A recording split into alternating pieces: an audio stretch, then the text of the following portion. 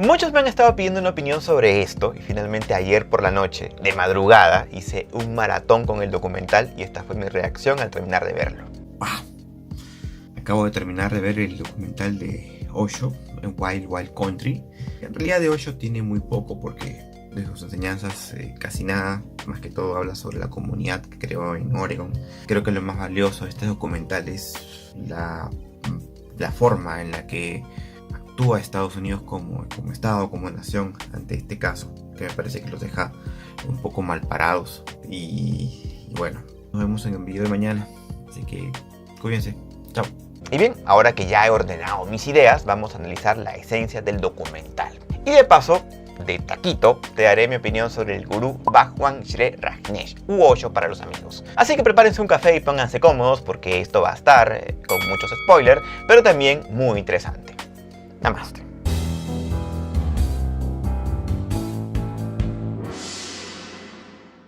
El título del documental, Wild Wild Country, es un doble juego de palabras. Primero refiere a una serie de televisión de los años 60 llamada Wild Wild West y también a una película de 1999 basada en dicha serie. Ambas producciones describen una situación en el oeste americano a mediados del siglo XIX, donde se mezcla la ciencia ficción con lo propio del contexto. Sin embargo, yo me quedo más con el segundo juego de palabras, y es que Wild Wild Country en inglés puede ser traducido de dos formas. Por un lado, salvaje, salvaje país, y por otro lado, salvaje, salvaje campo o comunidad campesina, ya que según el diccionario de Oxford, country también refiere a un terreno fuera de la ciudad con árboles, granjas y campos de cultivo.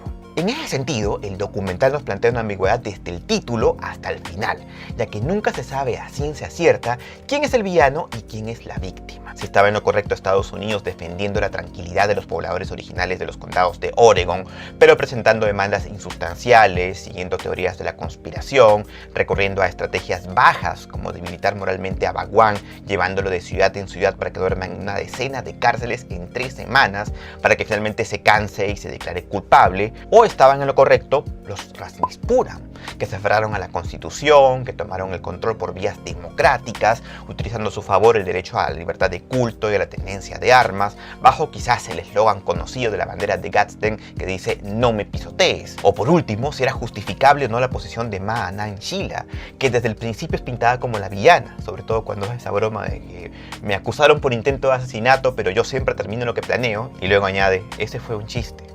Y después, mientras más va avanzando el documental, te das cuenta de que esta tipa tuvo un mérito muy especial, ya que tuvo el coraje de hacer posible el sueño extravagante de Osho, que era hacer una comunidad, llámale un experimento social si lo prefieres, a una escala demográfica jamás vista en la historia. Con lo cual, al final no cabe sino preguntarnos, ¿era que esta tía estaba loca o es que en realidad quería defender la integridad de esta comunidad a toda costa? Si tú lo ves de una manera objetiva, no hay una certeza de qué cosa hizo Sheela y qué cosa no, solo hay especulaciones, como todo en este conjunto de actores. Y es que aquí nunca queda claro quién es el bueno y quién es el villano.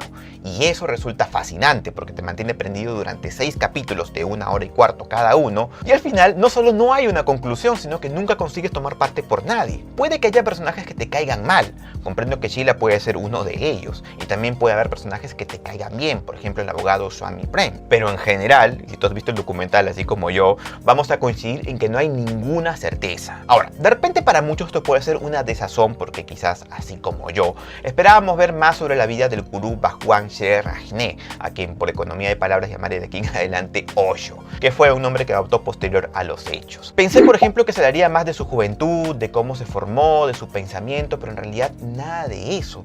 El documental empieza con la llegada de la secta a Oregon y narra quizás un poquito lo que pasaba antes en la India previamente. Pero para fines del documental, Osho, cuando comienza la historia, ya es un anciano, lo cual creo que juega mucho en su contra. Y es que debido a su condición física o mental y su voto de silencio y retiro espiritual, pasa a un segundo plano y por el contrario toma protagonismo su secretaria personal, que es Sheela, que es de facto quien gobierna toda la secta. Sin embargo, como me lo van a pedir de todas formas, y como este canal está más enfocado en el pensamiento crítico que en el cine y la historia, me gustaría manifestar mi opinión general sobre Osho y su pensamiento. Para empezar, me gustaría decir que la mezcla entre espiritualidad, prácticas religiosas y filosofía no es nueva en Occidente. De hecho, en la antigua Grecia su práctica era habitual, y son famosos los casos de la escuela pitagórica y la secta de Empédocles, a quienes los seguidores lo consideraban como un dios viviente. Así que, en mi opinión, tanto el culto a Osho como el de Sadhguru y otros maestros espirituales encajan en este modelo de escuela filosófica arcaica, es decir, una filosofía práctica, mística y repleta de otras cuestiones que con el pasar del tiempo, cuando la filosofía avanzó más en el terreno de la lógica y de la ciencia, se fue divorciando de todo para convertirse en la filosofía académica que conocemos el día de hoy. Por esa razón, es preciso hacer un buen análisis crítico sobre el suceso y distinguir qué es el pensamiento del maestro y qué cosas son los ritos de la comunidad. Yo, por ejemplo, lo tengo clarísimo, y lo dije en el video en el que hablaba sobre Sadhguru. Me gusta el pensamiento del maestro, pero no le entro en el asunto religioso. A mí no me gustan los DLC, los packs de expansión, porque es justamente allí donde está el engaño, porque es allí donde la secta de Osho se hizo famosa y millonaria. Y esto es confirmado por las mismas cabezas de la organización, quienes decían que las meditaciones eran textualmente que era solo una forma de quitarle dinero a los ricos, la misma que la venta de los libros, los eventos o el merchandising. Ahora bien, separando un asunto del otro, tengo que admitir que sí, que el pensamiento de Osho tiene algunos preceptos importantes que me gustaría compartir. Fuera la búsqueda de la naturalidad, de atender tu propia esencia, de buscar la verdad en tu interior, que es un pensamiento compartido por todos los maestros de Oriente, lo original en él era la famosa terapia de shock, es decir, el llevar a un iniciado a un enfrentamiento violento consigo mismo para luego autoexaminarse y finalmente celebrar esa forma particular de ser, lo cual se resume quizás en esa famosa frase de Carl Jung que dice: lo que niegas te somete, lo que aceptas te transforma. Razón por la cual con ese procedimiento se dice, o se sospecha más bien, que al final Osho triunfó, porque su comunidad en Estados Unidos no era el fin, sino un medio para que Estados Unidos se vea en un espejo y se transforme. Pero yo no creo tanto que sea así, y esta es mi opinión personal, ya que para ese entonces, cuando comienzan los hechos, a Osho ya se le veía un poco agotado. No era tan viejo en realidad, de hecho tenía menos de 60 años, pero parece que mentalmente ya no era tan apto como parecía ser antes, razón por la cual no hablaba, se había confinado en un retiro espiritual y más bien fue su secretaria la que tomó el control de la organización, momento en el cual se desliga lo que podría considerarse filosófico y se potencia más bien lo sectario. Osho creía, acertadamente me parece, que las posesiones materiales no son malas si las obtienes por medios lícitos. Lo malo para él era no compensar lo material con lo espiritual.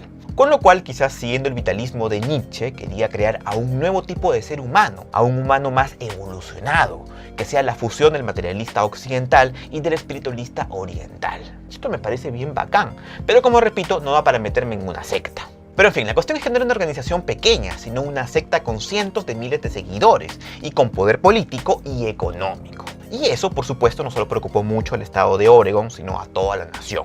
Y yo diría a la noción de democracia que tenemos todos, porque por más buen interés que hayan tenido estos religiosos, lo que planteaba de lleno era un peligro para el mismo sistema, porque se había demostrado, consciente o inconscientemente, que un cierto grupo social bien organizado podría democráticamente, haciendo uso de la misma constitución de los Estados Unidos, conquistar un territorio para sí e instalar una nueva nación. Claro, los seguidores de Osho confío en que la mayoría no tenían malas intenciones, como también creo que el problema de fondo no era tanto la incomodidad de los lugareños al ver que su tranquilidad se veía perturbada por gente extraña que practicaba relaciones sexuales libremente, sino que el problema de fondo era que los estadounidenses sentían que su sistema estaba siendo vulnerado desde sus entrañas.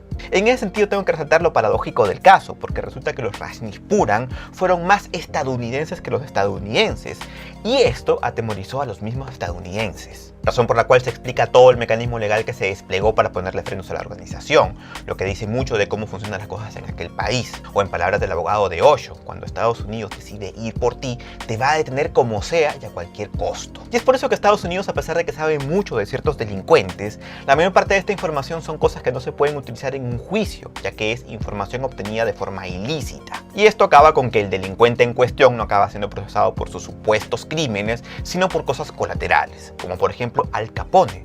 Él no fue sentenciado por asesinato, por organización criminal, contrabando, etc., sino por evasión fiscal. Otro caso icónico es el de Julian Assange, que antes de ser acusado por delitos informáticos, que era por lo que se le perseguía, lo acusaron de eso que rima con canción, y bueno, otros 17 delitos más. Lo cual me deja nuevamente replanteándome el concepto de Leviatán en Hobbes. El Estado es más que un cuerpo sin forma, es como un Dios castigador. Si un día no estás en su gracia, te destruye, y a cualquier costo. En fin, hay muchas cosas que se pueden discutir, pero no quiero hacer un video demasiado largo sobre el tema. Entre otras cosas porque tampoco quiero que esto luzca como una especie de apología a la secta de Osho. Para mí era gente que tenía derecho a vivir como quería, aunque en el fondo no comparto sus creencias, sus fines y mucho menos todo lo que hicieron para defenderse de quienes se oponían a ellos. Pero, como dije al principio, este es un canal de pensamiento crítico, y precisamente por eso me toca ser más crítico con el actuar del Estado que con lo meramente especulativo. Si te gustó este video y quieres venir por más, te invito a suscribirte a este canal si es que aún no lo has hecho y a pinchar la campanita para estar atento siempre a todas las notificaciones. De momento se despide Tito mío Josué, no sin antes agradecerle a todos los Patreons del mes pasado, así como también las membresías de pago. Muchas gracias por permitirme hacer videos como este. Nos vemos en una muy próxima oportunidad. Per aspera ad astra. ¡Chao!